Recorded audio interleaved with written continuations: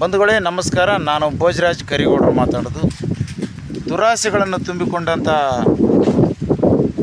ಸ್ವಲ್ಪ ಜನ ನಮ್ಮ ಸಮಾಜದಲ್ಲಿ ಇದ್ದಾರೆ. ಅನೇಕ ಇಲಾಖೆಗಳಲ್ಲಿ ನಾವು ನೋಡ್ತಾ ಇರ್ಬೋದು. ಹೇಗಪ್ಪ ಅಂದರೆ ಅವರಿಗೆ ಸಂಬಳ ಸಿಗ್ತಾ ಇರುತ್ತೆ, ಸರ್ಕಾರದಿಂದ ಸಂಬಳ. ಆದರೂ ಅವರು ಲಂಚಕ್ಕೆ ಆಸೆಪಟ್ಟು ಅನೇಕ ಕೆಲಸಗಳು, ಅಂದರೆ ಈ ಒಂದು ವಾರದಲ್ಲಿ ಆಗುವಂಥ ಕೆಲಸನ ತಿಂಗಳು ಮಾಡ್ತಾರೆ, ಅಲೆದಾಡಿಸ್ತಾರೆ. ಆಮೇಲೆ ದೌರ್ಜನ್ಯ ಮಾಡ್ತಾರೆ. ಇಂಥ ಕೆಟ್ಟ ಕೆಲಸಗಳನ್ನು ಮಾಡುವಾಗ ಅನೇಕ ನಮ್ಮ ಕಣ್ಣಿಗೆ ಎದುರಿಗೆ ಬೀಳ್ತಾವೆ. ಆದರೆ ನಮ್ಮ ಸಮಾಜದಲ್ಲಿರುವಂಥ ಜನ ಅಂಥರ ವಿರುದ್ಧ ಹೋರಾಡಬೇಕು. ಅಟ್ಲೀಸ್ಟ್ ಹೋರಾಡೋಕ್ಕಾಗಲ್ಲ, ನೋಡಪ್ಪ ನೀನು ಮಾಡ್ತಾ ಇರೋದು ಸರಿ ಅಲ್ಲ,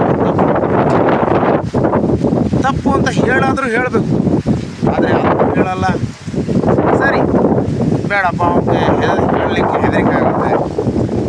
ಅಲ್ಲಿ ಮೇಲಧಿಕಾರಿಗಳಿಗೆ ಒಂದು ಅರ್ಜಿಯನ್ನು ಬರೆದು, ಇಂಥ ಇಲಾಖೆಯಲ್ಲಿ ಇಂಥ ವ್ಯಕ್ತಿ ಇದ್ದಾನೆ, ಅವನು ಲಂಚ ತಗೊಳ್ತಾನೆ, ಬೇಡ ಅವನು ನಮಗೆ ದೌರ್ಜನ್ಯ ಮಾಡ್ತಾ ಇದ್ದಾನೆ ಅನ್ನೋದನ್ನ ಲಿಖಿತ ರೂಪದಲ್ಲಿ ಒಂದು ಪತ್ರದ ಮುಖಾಂತರ ಬರೆಯುವಂಥ ಕೆಲಸನಾದರೂ ಮಾಡು.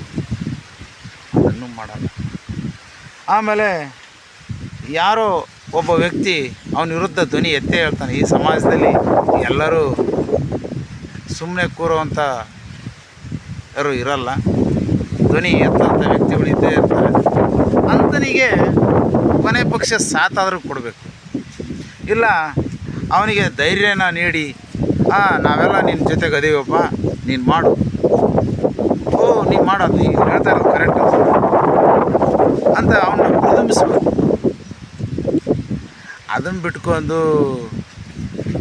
ಶಿವ ನೀನು ಯಾಕಲೆ ಮರೆ ಅದಕ್ಕೆ ಹೋಗಿದ್ದಿ, ಅವ್ರು ದೊಡ್ಡ ಅಧಿಕಾರಿಲಿ, ಅವ್ರು ದೊಡ್ಡ ಜನ, ಮತ್ತು ಅವ್ರು ಕೆಟ್ಟವರು, ಯಾಕೆ ಬೇಕು ನೀನು ಸಹವಾಸ? ನಿನಗೇನಾರು ಮಾಡಿದಾರ?